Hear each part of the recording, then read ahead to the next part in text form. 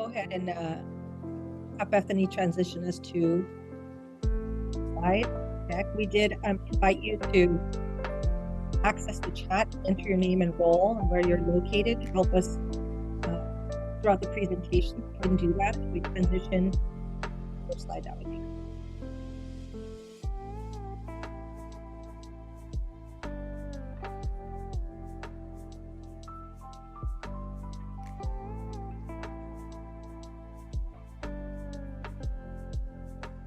Bethany, I think we can transition to our first. Okay.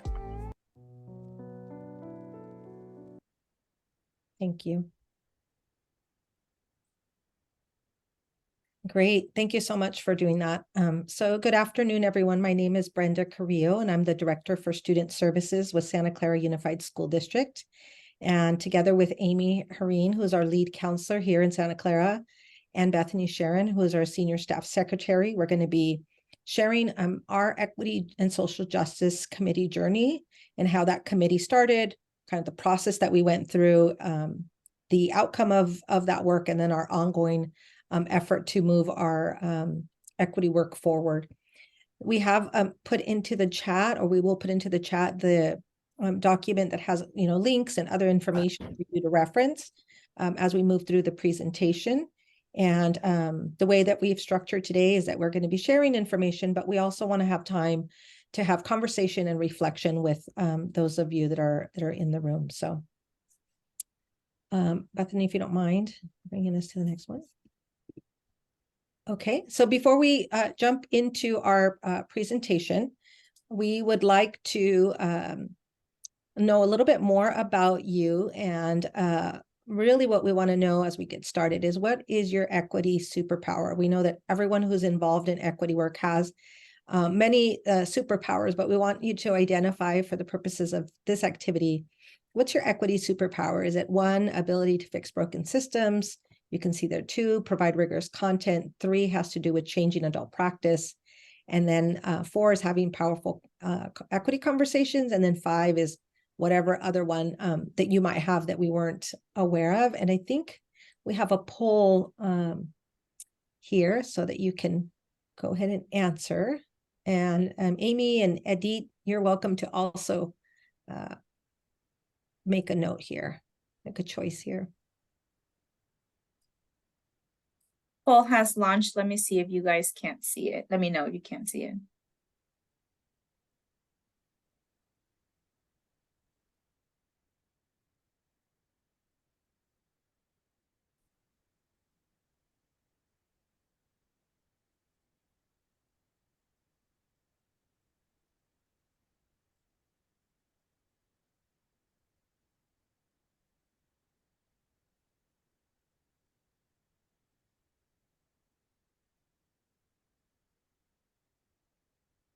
All right.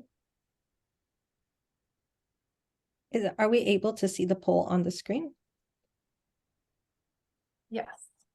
Okay, perfect. Are you able to share that, Bethany? Because I can't, since you're sharing screen. Can you see it on your screen? No. Here we go. All right. All right. So it looks like, wow, deliver professional learning to change adult practice. Majority, 67%, and then providing rigorous content with support to all students. Very good. Oh, and Edith made one vote for number 2. So I don't know if it got captured in there. So perfect. Thank you so much for participating in that activity, just to kind of get us centered on this conversation around equity. All right. So now we're going to have Bethany kind of lead us with our introduction, starting with a land acknowledgement. So Bethany, I'm going to hand it over to you. Thank you. So at the start of our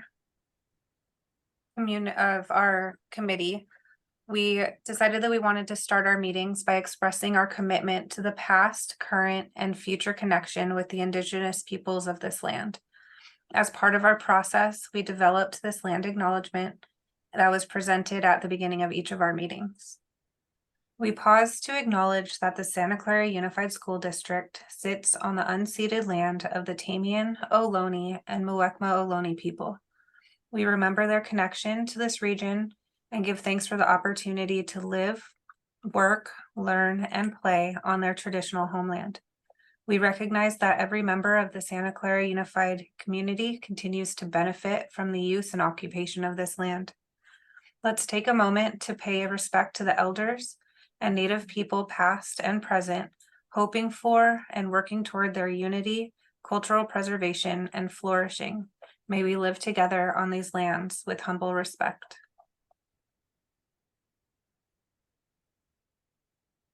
And then to go a little bit beyond the land acknowledgement, I'll put a link into the website for muwekma.org.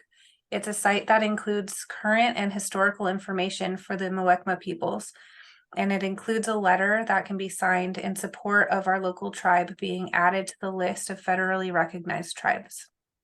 This helps us to think about what we can do beyond just opening our meetings with a land acknowledgement. So for today's agenda, we're going to take you through the process of our Equity and Social Justice Committee. We'll dive into our framework and how we socialized it, as well as how we've begun implementation. We'll also highlight amplifying the student voice in SCUSD, and we'll ask you to consider what this looks like in your district. And then there's the slides legend on the bottom. We've added these icons to the slides that include an activity or a link for you to go back and reference.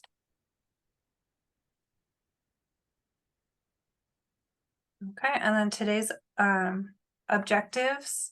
After we meet today, and as a result of sharing our time together, we anticipate that you'll have the opportunity to interpret our equity journey, describe our equity framework and actions, be able to examine case studies of student voice in action, and plan a space to collect an amplified student voice at your district.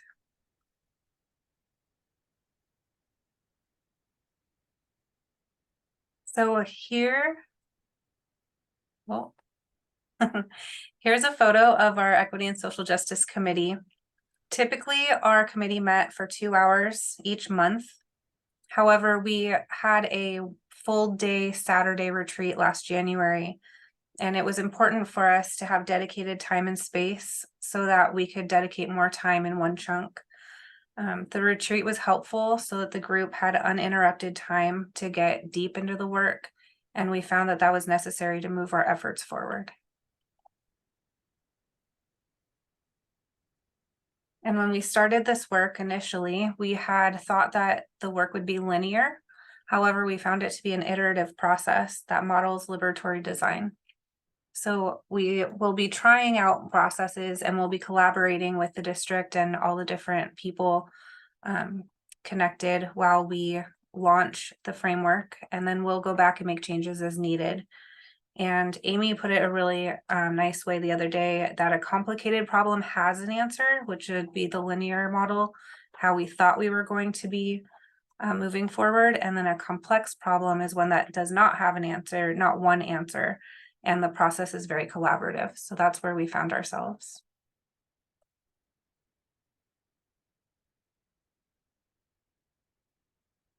And then in the following slides, we're going to share how our equity journey began and what it looked like. 2 years ago, the district received an invitation from the United Teachers of Santa Clara and the California School Employees Association to deepen and align our equity efforts through the development of a district-wide equity committee. UTSC and CSEA are our labor management partners. This invitation was powerful as it represented an intentional partnership at a time when we were seeing issues related to the loss of school time due to the pandemic, increased mental health issues, and poor academic outcomes, especially for minority groups. The ESJC committee launched in the fall of 21, and it was guided by a small advisory group made up of members of UTSC and CSEA, as well as district leaders. We all worked together on the committee's design and development. And now I will hand it over to Brenda to proceed into our process.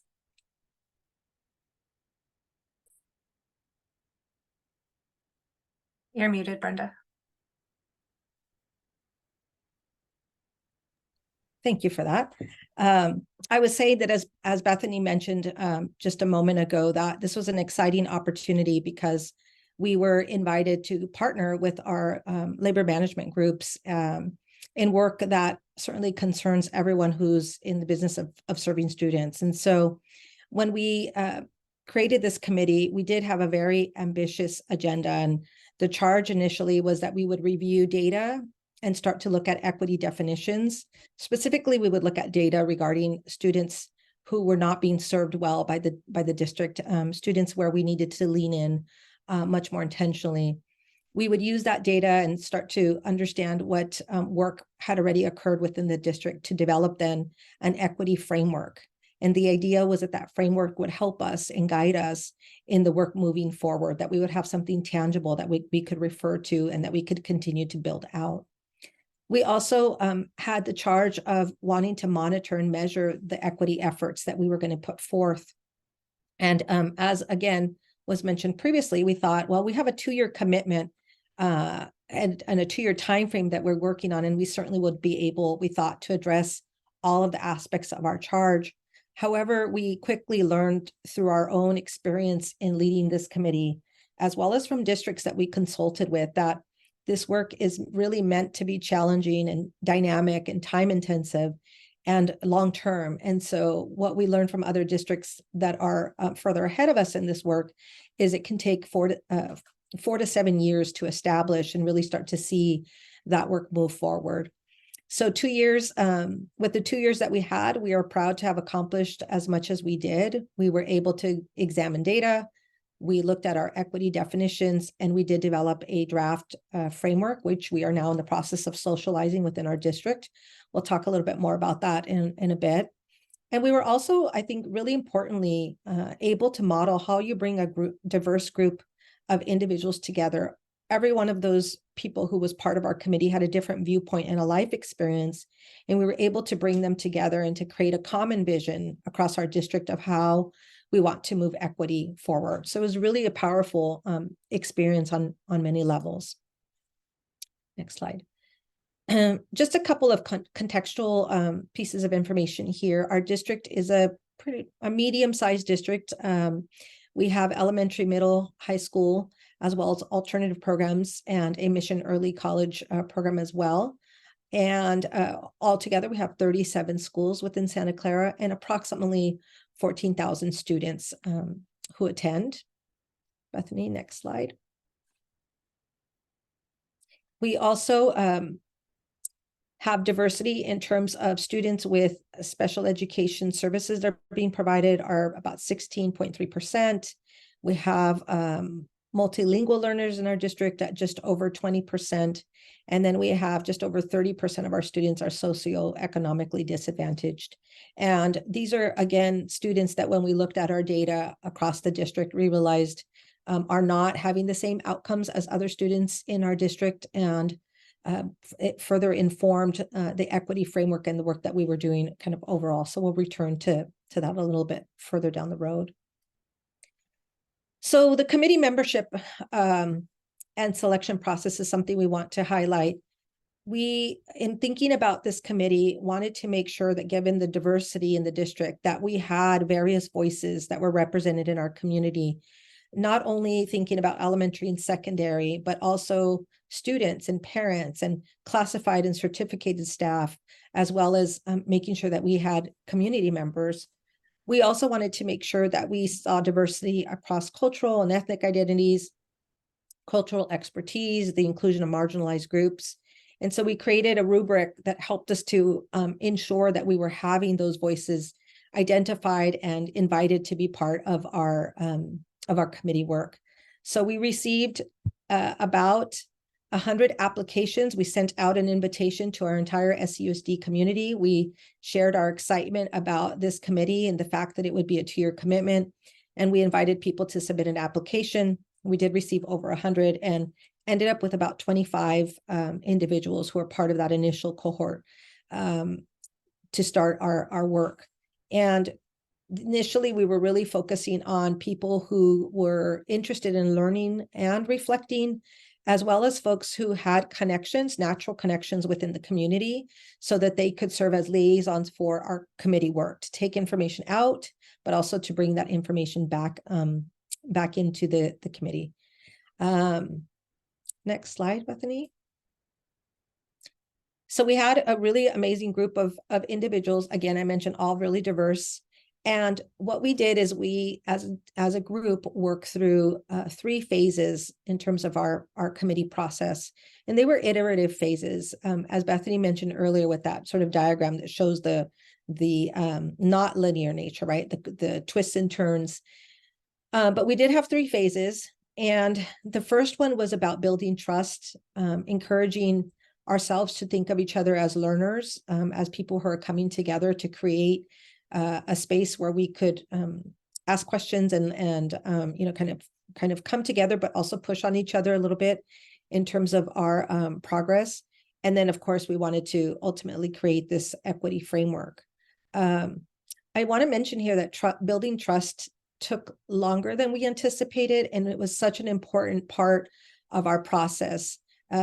Not only in terms of creating safety, psychological safety, and not only in terms of being able to ensure that all of our committee members had the opportunity to share their perspective of equity and what that looked like for them, but also starting to build some common knowledge and language, and helping people to think about, despite us all having different experiences around equity, how do you create a common vision for the district, right? How do we not necessarily lose our own perspectives and our own interests, but also come together in a more comprehensive way?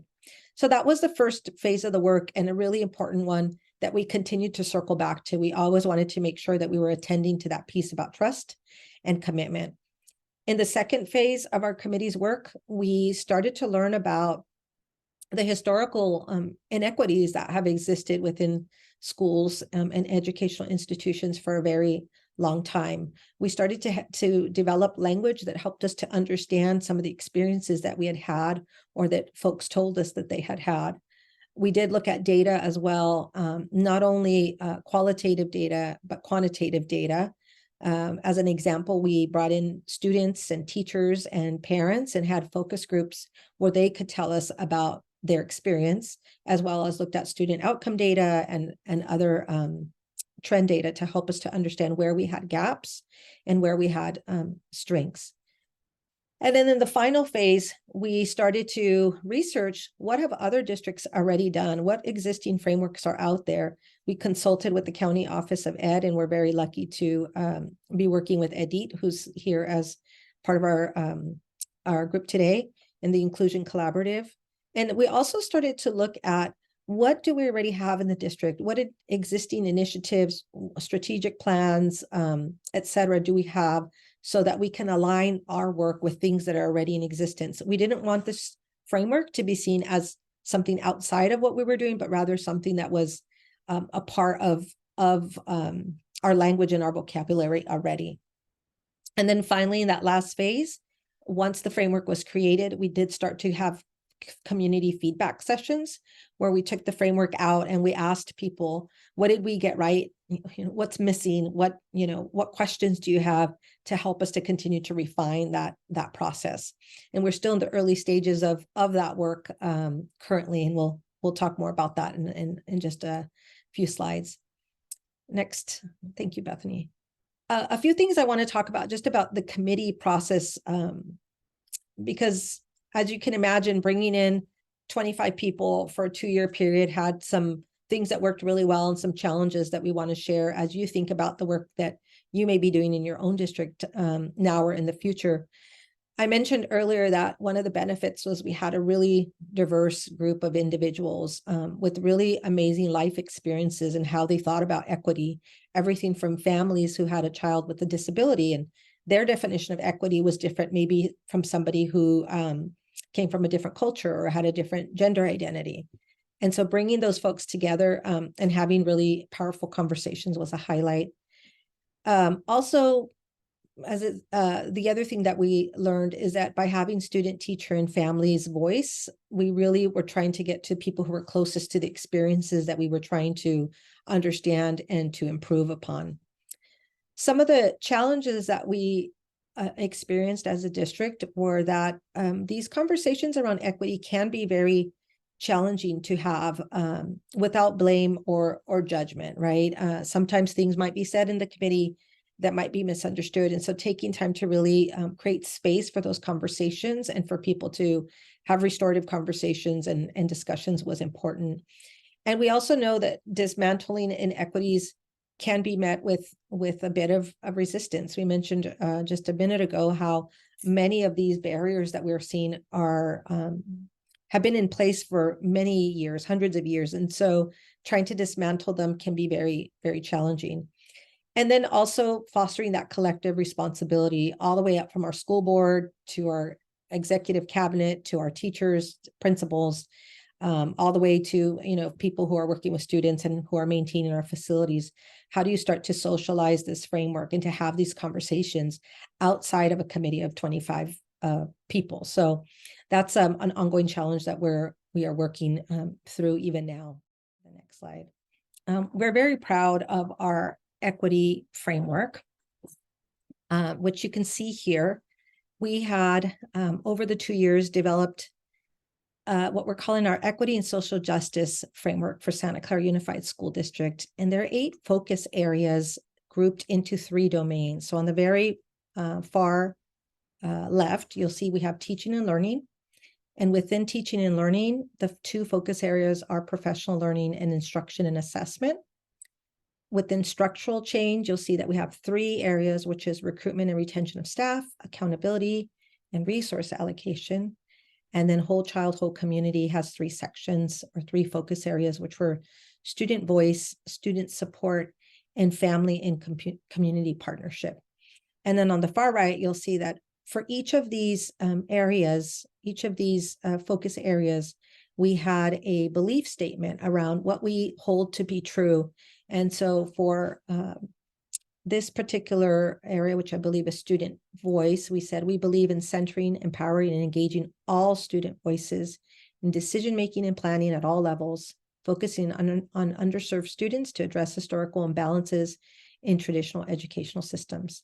And so when we start to unpack our framework, you'll see that this is sort of the kind of some standards that we have around the belief statement, the focus area that's outlined, and then all of those fall within a particular domain. So you'll see student voice is circled. The reason for that red circle around it is because as we started to take our framework out and to share that with our community, with students, with staff, parents, what we heard consistently in each and every one of those groups was that if we had to pick a starting point for our equity framework, because as you'll see in a minute, it's pretty detailed and has lots of different parts to it, that student voice would be where we want to start, that we need to be hearing from the students first. So on this next slide, Bethany, if you go forward, you can see again, here's student voice. You can see the belief statement at the top. And then the way this is organized is that you actually have 3 sort of areas. You have, what would it look like for our system to prioritize student voice? What would it look like for adults to prioritize student voice? And what does it look like from a student perspective to have their voice prioritized and amplified, right? And so I'll give you an example from a systems perspective, that we would have a student engagement plan that would be measurable and that could be disaggregated by subgroups and informed and developed by students, right? So how do students want to be engaged in learning, and how do students want to be engaged in leadership and in school overall? That would be one example of what our system could look like. Under the adult component, you can see here that we thought that parents need to be provided professional learning opportunities and to have practical, interests in talking with students about equity, and what are some resources that we could provide as a district that would empower these types of discussions with parents across the board. And then under the student column, you can see that we also thought about students. What kind of professional learning could we provide to students to help them to develop as diverse leaders, right? I don't know in your districts, but in ours, our student leaders are often not the students that are not doing well in school. They're generally the students who are doing very well in school, who rise into those leadership positions. And so we were thinking about, how do we really build capacity, leadership, and engagement with students who might not normally show up for those opportunities. So what we'd like to invite you to do, and to give you some time to jump into our framework, is we're going to put you back into groups. We're going to give you the decision-making about what part of the framework you want to focus on. Are you interested in looking at what we talked about, recruitment and retention of staff, perhaps professional learning, maybe student supports, which is different than student voice? And we're going to give you about 10 minutes in the breakout room. We have the link to the framework that you'll be able to activate. And actually, Bethany, if you click on the framework, just so that people know what they are going to be doing in the room, you'll see that here's professional learning. The next slide is moves us into, if you could go down one, Bethany, on there, instruction and assessment, and so on and so forth. So we're going to have you go into breakout rooms. You're going to get to choose which one your team would like to look at more closely. And we do have some questions for you to be thinking about as you go into your breakout rooms. And that is, what are some powerful examples that you see in our framework? What's missing? When you look at it, you think, wow, they didn't talk about this. And we thought that would definitely be something we'd want to see in a framework. And then the third prompt is, how might this framework support and guide your work that you are doing in your district? So welcome back, everyone, to our main room. I know Aimee and I got to jump into the rooms and listen to the great conversations that were happening. I was in the recruitment and retention room. And Aimee, what was the other topic there? Katie, what was it that you were, she shared her. Oh, hang on, Eric. And use. One sec. Can you say that one more time? I'm Oh sorry. yeah, I just wanted to ask, what was the topic? What was the domain that you chose to discuss or to look at in our framework? Well, we didn't really get to that. We were just talking about the structure of it as a whole. And I was talking about how it was, I enjoyed the simplicity of it. And then we kind of went from there. Well, very good. Well, good. If you have any feedback for us, we will take it back, because we are still in the, like we said, iterative phase of trying to tighten it up. So if you have any pluses or minuses, questions, thoughts, please put them in the chat for us, and we'll take all that. And thank you for your conversations.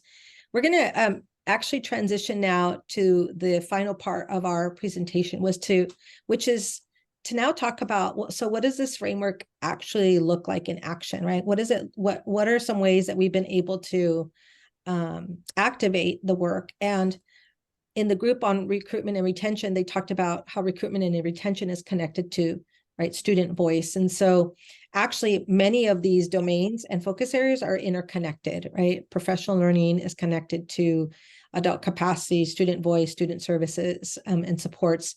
So now Aimee's going to actually talk to this group, talk with us about and share the experience that we've had with activation of student voice. And so Aimee, I'm going to go ahead and hand it over to you.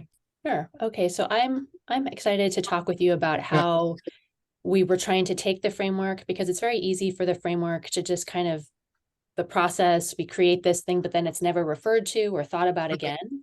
And so we really didn't want that to happen. So we thought we wanted to start applying it right away. And so we took the framework out to different high schools. We had a community session on an evening where we invited, parents, anyone who we could communicate with, to come and give us feedback. It was taken to district and site administrator meetings, and there was also a parent group. And in the process of all of that, we asked people to read through, we gave them very specific instructions about what we wanted them to look for. And then what we really were looking for was kind of, are there certain, it's hard to prioritize all 8 domains. And so we really wanted to hone in on where do we start?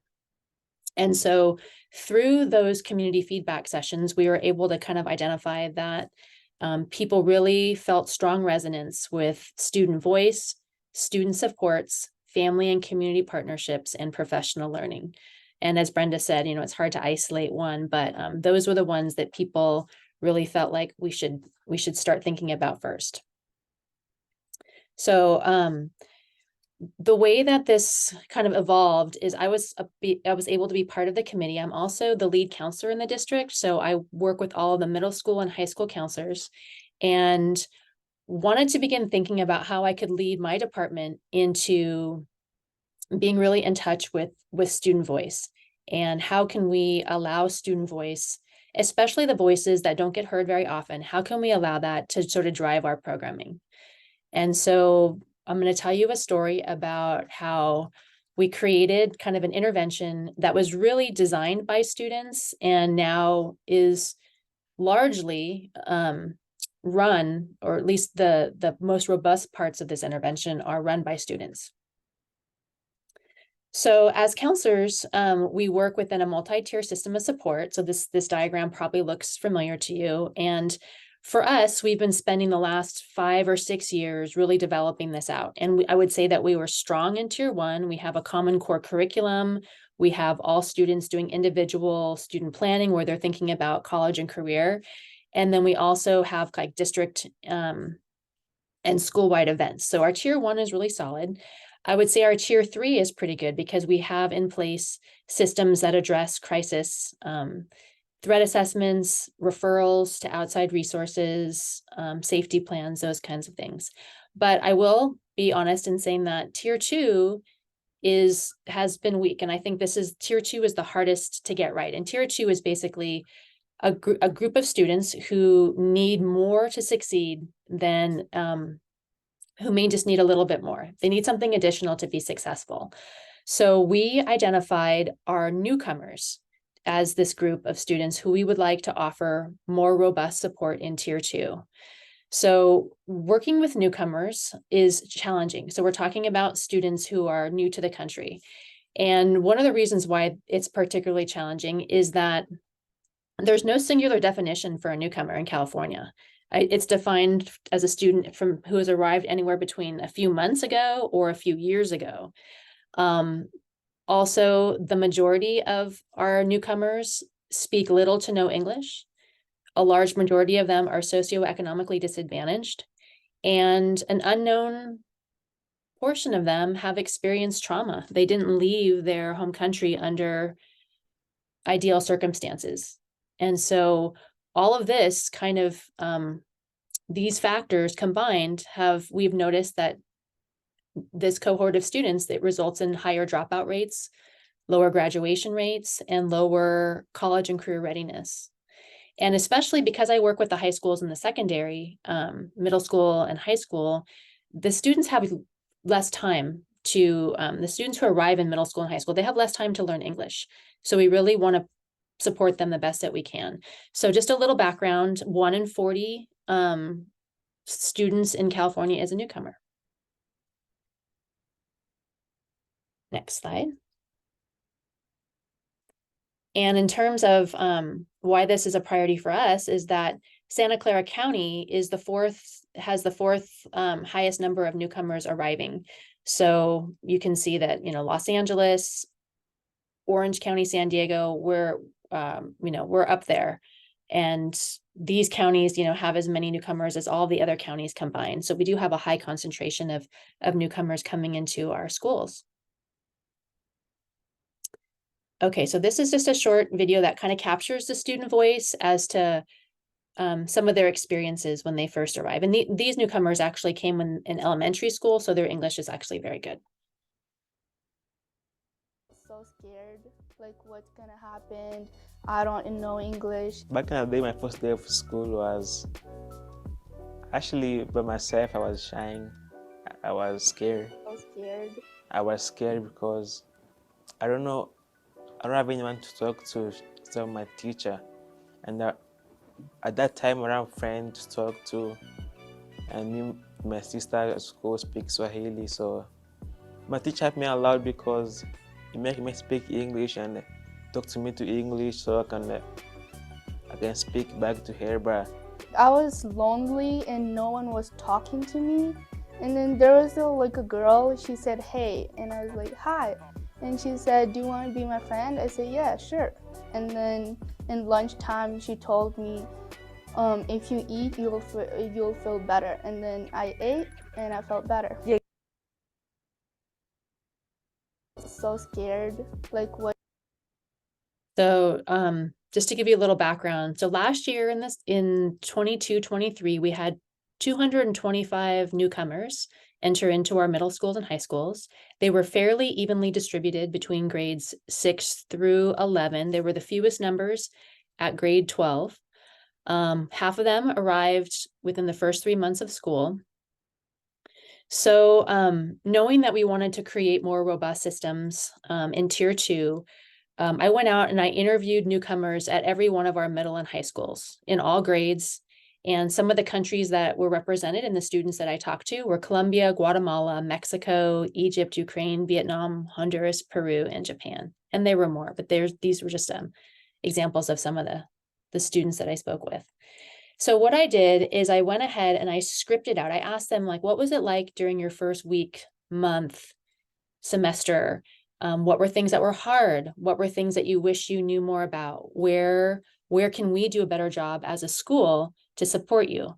And so as they were talking, I scripted everything that they were saying. I typed it all out, and then I put it into a word cloud. And that's what you see here. So the larger words were occurred more often in my script. And the words that are smaller, were less frequent. But as you can see here, things like navigating the cafeteria and making friends and knowing how to participate in sports, getting onto their computers, the different subject areas, all of those things were things that came up over and over again. And honestly, those were not things that we even thought to talk about with students as they entered our system.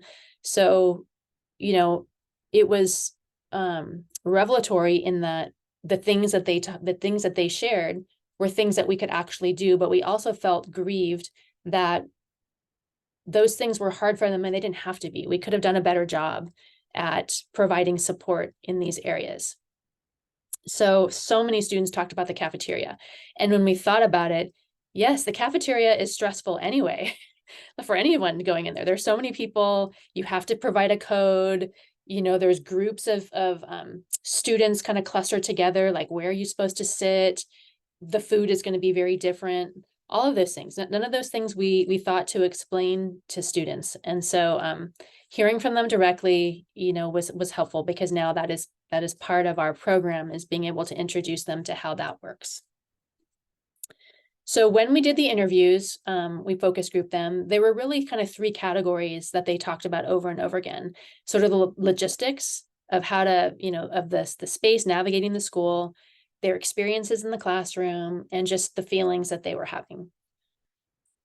So in terms of like logistics, it was like, well, how do you navigate the school campus? What's the scheduling? We found out students were coming to school on Saturdays, that students, there wasn't clear communication around vacation days. A lot about the cafeteria, using a locker for the first time. Some students had no experience getting onto a Chromebook. A lot of students were saying that they played sports in their home country, but this whole process of how to try out, getting clearance from a doctor, all of those things are really hard, to navigate if you don't have any experience with that. So these were some of the things that kind of came up over and over again, as far as the logistics and the details. And then they talked about their experiences in classes, like switching classes was a whole new thing. Some students said they stayed with one teacher all day. Some students said that they stayed and teachers rotated to them. Or others said, in their home country, it was like history all in one day, and then math all the next day, and then science the next day. So again, just totally different structure, one that we did not think to explain. They shared about how they like smaller group discussions, that they didn't know the rules. Some students had smartphones and were trying to translate using Google Translate what teachers were saying, but then were getting in trouble because it looked like they were on their phone. Grades work differently. you know, and depending on the country you're from, and they always appreciated when there was, especially in the beginning, there was some translation. And then they just talked about how it was, a lot of teachers said, okay, go work in the back, and didn't incorporate them into the lesson. So that got boring, that it was lonely, that it was scary to speak up in class because they were afraid of pronouncing things wrong. And they just wanted teachers to know that school is different. It's different for them in this new context. So we actually got some quotes from some of our students. A 7th grader who was from Mexico, she said, I can do it. I just need time to do what I need to do. Another student said, well, what are clubs? You know, what are the good parts of clubs? Like, what is a club? How do you join the club? That kind of thing. And then one student said that everything she had heard in the news was about violence in schools and about school shootings. And so had a lot of fear coming into our system. So we tried to take all of that feedback from the focus groups, and so then we kind of distilled it down into sort of 5 areas. The first thing we did is we created an informational video about the school system in the United States and in our schools, particularly in Santa Clara Unified. And I was able to create a video and then put it on YouTube, and through YouTube, you can translate it into like 100 languages. So anytime a new student comes, they can listen to this information with subtitles in their home language. We also printed material. We printed the student handbook in their home language. Somehow we didn't think to do that. We were giving it to them in English. So we just run it through Google Translate. It's not perfect, but at least they have the rules and the contact information and the schedule in their home language. The third thing we did is we created a student ambassador program. And this is probably the most powerful, and it makes the biggest difference for the students. And I'll go into that in just a moment. We also pre-schedule a series of counselor check-ins.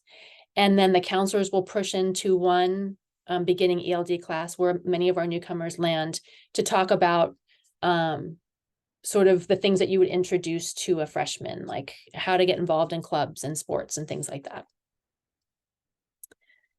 So on the first day of school, it's obviously very overwhelming. And so we thought, well, how can we soften that experience? So on day 1, the student meets with the counselor, and we bring in a student ambassador. So a student ambassador is someone that we've trained who has proficiency in the home language of the new student. So we make that connection, and the counselor talks about schedules and things like that. And then we have someone who is there to interpret.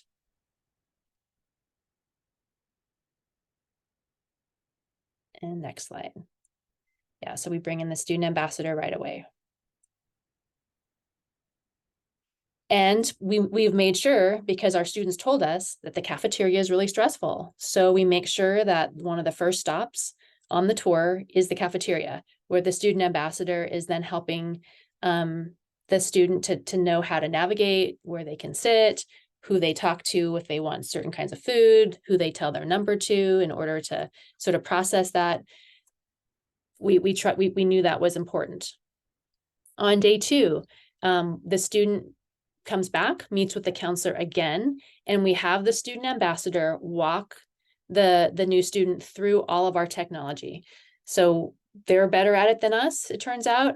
And they explain to them how to get on Aries, how to get on Parent Square, how to access Google Classroom. And then they like bookmark the Google Translate page. So the student will sit and help the student get set up on their Chromebook. So the student ambassador program was like a whole other thing in and of itself. So in this first part of the year, we've trained over 100 students. They act as a tour guide on day 1, a technology mentor on day 2. And then in the series of pre-scheduled check-ins, they also come and they act as an interpreter. At some of our schools, because the students were so excited, they would come after we train the ambassadors, they would come and say, okay, is there a new student today? How about, and then every day they would show up really excited to want to be in this role. And of course, we don't get enough to have one every day and have all of the ambassadors be assigned to a student. So because of that enthusiasm, some of the student ambassadors formed student-run clubs where they'll have like lunchtime activities where it's all the student ambassadors and then all the newcomer students, and they'll do a mixer, they'll do a game, or they'll just practice conversation. It's fun because a lot of the students in the focus group said that they actually felt like they learned English better, not so much necessarily just in class, but playing games, being in conversation, being in less formal settings. So that's being able to be played out. And then as the student ambassadors were being pulled into the process more, they were generating their own ideas. They said, well, what we're really missing is sort of an introduction to like extracurricular activities, you know, telling them how school rallies work, or how to sign up for a peer tutor. The student ambassadors were then generating all these ideas as to what should be part of our newcomer program. So it's really been iterative. And so it's not only the student voice of the newcomers who kind of shared what they need, but then also students who are acting as the ambassadors, contributing ideas and always improving on what we as the adults are doing. So we've scheduled these regular check-ins. So at 2 weeks, the newcomer comes and we talk about friends and social adjustment. It's too much to talk about everything on those first 2 days. So are you joining clubs? Do you have people to eat lunch with? Have you thought about playing any sports? That all of that is addressed 2 weeks after they arrive. At 4 weeks, same thing, counselor, student ambassador. And at this meeting, we're talking about attendance, and if their parents, we also try to connect to the parents too. Do they have any questions at this point? Are there questions? That kind of stuff. And then at 6 weeks, again, the counselor and the student ambassador meet, and this time they're talking about grades, homework completion, and academics. And hopefully if they're older, we can kind of start talking about, well, what might be some ideas that you have for after high school? So in general, we have found that the newcomers seem to be doing better as far as coming to school, as in compared to the past years.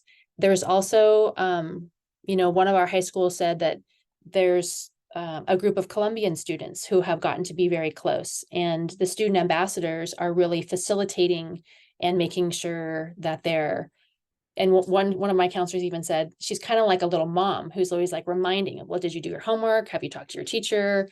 So we're finding that it's actually, addressing some of the things that we had hoped it would address. So that's encouraging.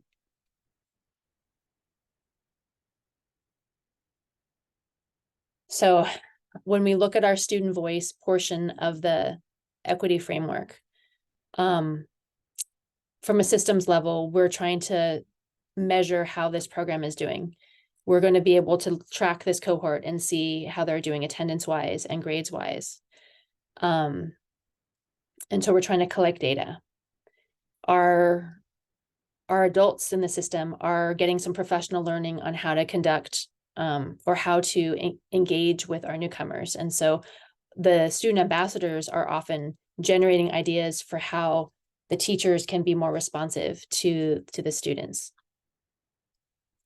And then in terms of students, the student column, the students are always providing, it's an ongoing feedback loop where we're just getting a lot of good ideas through the whole process. And then they're taking ownership and having leadership. And so that's what's really exciting. So we kind of want to provide some space now to think about, are there students in your system whose voices need to be amplified for whatever reason? They're not ones who are visible in extracurriculars or in clubs, or they're not the ones speaking up in class, or their parents aren't the ones kind of speaking on their behalf. Are there groups of students like that in your system? And if so, imagining there are, what are ways that you can maybe think about how you can amplify their voice? So we want to just provide a few moments right now of time for you to reflect. And so if you have some paper or a pen or pencil nearby, if you can just for 3 minutes, just kind of do a little bit of journaling. Is there anything that stood out for you in this story that I just shared? And then where in your organization can student voice be amplified? And in your system, which student voices are missing? Who do you need to hear from? So let's take 3 minutes to do a little journaling, and then we'll come back and do some sharing. Okay, thank you for that reflection time. We just wanted to kind of open it up now, and if people would be willing to come off mute and maybe share if there was anything that stood out from this story, or if there are students that you would like to hear their voice and you would like to be able to amplify their voice in your system. So feel free to just come off mute and share your thoughts.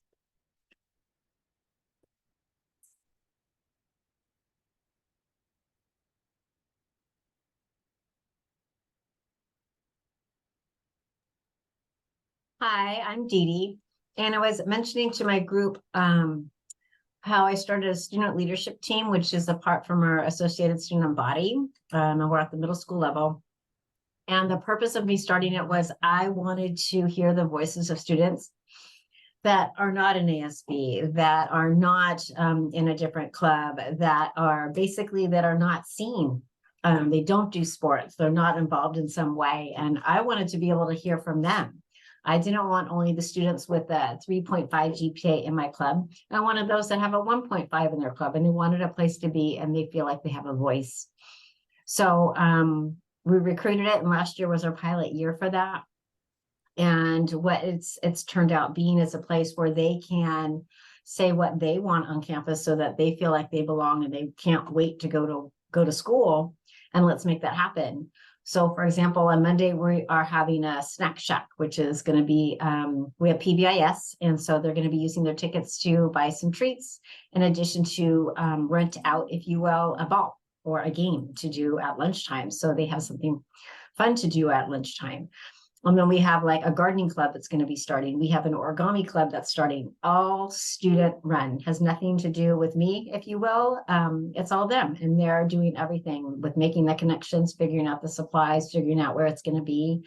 And you just see like these little sixth graders that are super excited because they get to be a part of what we're doing at school. So having those, knowing that those voices were missing, we're giving them a place at school and their voice to be heard and see whatever that they want for it to come to fruition.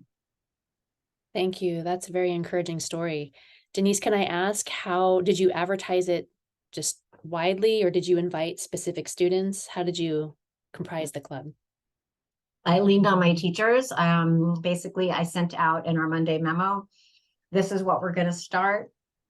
It's piloting, we'll see what it comes into, but these are the students that we're targeting. Please send me any names of students that you feel would benefit from something like this. And so we started there. And originally, I think we started with 60 students. It was a lot. And as of this year, we have a solid 26, I think, that come to our meetings. I have various ones. Oh, when are we meeting next? When's the next meeting? What are we going to do? What do I need to bring? And they're just really excited to know that they have that place to go. Awesome. Thank you so much for sharing. Mm-hmm. Others, we probably have time for one more. Can either be an example from your own school, or maybe a desire that you have to create a space for student voice. I think one of the places that what it's making me think about, I'm working with students that were expelled from their home schools, and leading groups and classes with them. And it's really interesting because in talking to students, like all of them, 100% of the students that I'm working with, all students of color, 90% of them students with IEPs, but 100% of them also said that they didn't have an adult in their previous schooling experience that they connected to. And I'm like, all right, like if I could just go back to their home schools and be like, yo, like these kids had no adults, right? and yet, right, felt pushed out of their system. And I'm like, how do I connect with those schools to be like lifting those student voices and saying like this was something they're asking for and that they would have wanted to have, right? Thank you. Yeah, that's encouraging to create specific spaces. We don't often hear from students in the disciplinary system. Yeah.